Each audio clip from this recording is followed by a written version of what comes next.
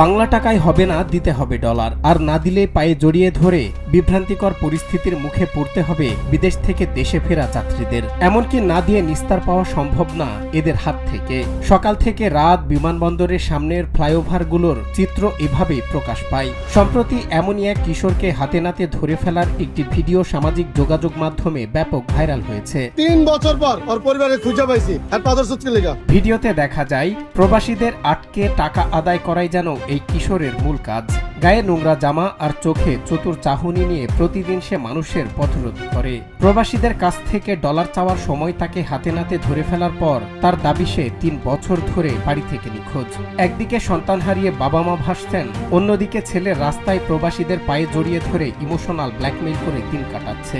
এর কাছে কি ডলার দিয়ে গেছিস তুই? না ভাই। এলে ডলার চাইলি কি লেগা? ঘটনাটি ঢাকার হযরত শাহজালাল আন্তর্জাতিক বিমানবন্দর এলাকার ফুটওভার ব্রিজের। 3 বছর ধরে নিখোঁজ থাকা ছেলেটির ঢাকায় নেই থাকার জায়গা, নেই পরিবার। তবে টাকা না নিয়ে ডলার নিতে কেন ঝাঁপিয়ে পড়ে তা নিয়েও প্রশ্ন তুলেছেন অনেকেই।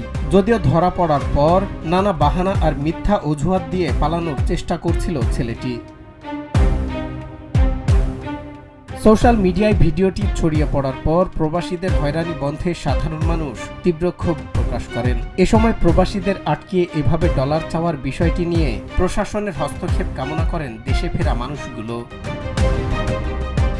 সজল বিশ্বাস, বাংলা টিভি।